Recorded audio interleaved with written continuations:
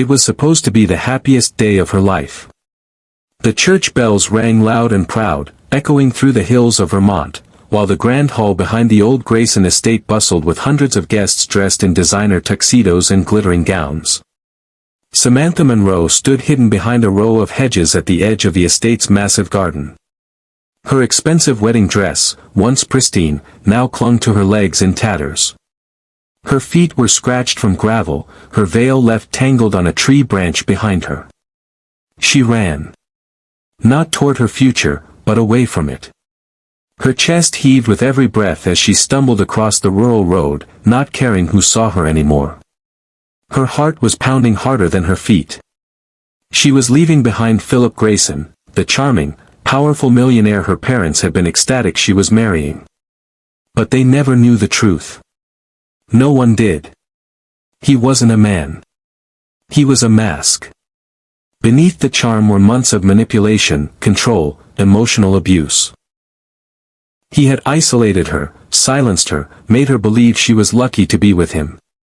Until today. Until she saw him for what he really was. Her designer heels had broken long ago. She was barefoot now, and bleeding. But she didn't stop. The sound of an engine broke the morning silence. An old red pickup truck turned the corner, its brakes screeching as the driver caught sight of her. The man inside jumped out immediately. "Hey! Are you okay?" he called, sprinting toward her. She tried to run again, but her ankle gave out, and she fell. Strong arms caught her before she hit the gravel. "Let go," she cried. "Please, I have to go. I can't go back." "I'm not gonna hurt you," the man said calmly. "You're safe now. Whatever's happening, just breathe." She looked up, eyes wild with fear. "Please, just drive." He nodded and helped her into the truck. "All right. Let's go." The engine roared back to life. Dust kicked up behind them as they drove off into the countryside. The silence in the truck was heavy. Ethan Callahan, a quiet farmer in his early 30s, glanced at the woman sitting beside him. Her dress was torn, her hands shaking, mascara streaked down her cheeks. "You need a hospital?" he asked gently. She shook her head. "No police. No hospitals. Just, somewhere quiet." "You're safe with me," Ethan said, not pressing for more. They drove in silence, winding through forested backroads until they reached Ethan's farmhouse, a modest wooden home with peeling white paint, a wraparound porch, and acres of green pasture stretching out like a sea. Ethan helped her inside. Gave her a towel. Clean clothes from his sister's old drawer upstairs. She didn't speak much. Just thanked him with a hoarse whisper. She returned from the bathroom looking like a different person. Her hair damp, her wedding makeup washed away. Dressed in jeans and a flannel shirt, she looked human again. Ethan made scrambled eggs and toast. She devoured them like she hadn't eaten in days. "Thank you," she said at last, voice steadying. He smiled softly. "Want to tell me your name?" "Samantha. But I go by Sam." "I'm Ethan." She paused. "You're a good man, Ethan." "I'm just a guy with a truck and some blueberries." She smiled for the first time. As the hours passed, she told him everything. About Philip Grayson, how the world saw a philanthropic billionaire, but behind closed doors he was controlling and possessive. He dictated what she wore, who she saw, what she said. At first, she thought it was love. Then, it became a cage. The wedding was to seal the cage forever. "But I couldn't do it," Sam whispered. "I looked in the mirror this morning and I didn't see myself anymore. Just a puppet. So I ran." Ethan didn't interrupt. Just listened. "I'm not crazy," she added quickly. "People are going to say I snapped. That I ruined everything." "You saved yourself," Ethan said. "That takes more courage than most people ever find." She blinked, surprised by his words. No one had ever spoken to her like that before. The next few days were quiet. Sam helped around the farm, feeding the chickens, collecting blueberries, even painting the front porch. She laughed more.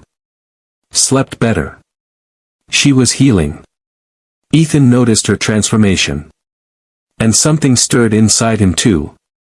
He'd been alone since his father passed. After his military service, he returned broken, closed off from the world. The farm was his therapy. But Sam brought something he hadn't felt in years: life. Color. Hope. He found himself waiting to hear her laugh. Watching the way she danced barefoot in the grass while watering the garden. They didn't talk about Philip. Or the world outside. Just here. Now. One evening, as the sun dipped low, casting golden hues across the fields, Sam and Ethan sat on the porch. "Do you ever miss the city?" she asked. He chuckled. "Only when I forget what peace feels like." She looked out over the horizon. "I never knew what peace really was, until I met you." Their eyes met. The silence said more than words ever could. But peace is fragile. The next morning, a black SUV pulled into the long dirt driveway. Sam stood at the window, frozen. It was him. Philip. He stepped out in a tailored suit, sunglasses hiding his eyes, confidence radiating off him like poison. "Sam, baby," he called. "Let's go home. I'm not mad.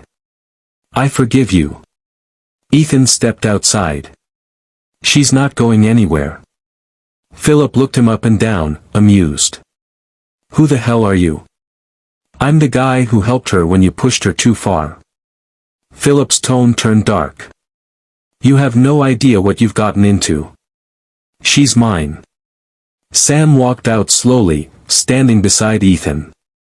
"No," she said. "I don't belong to anyone."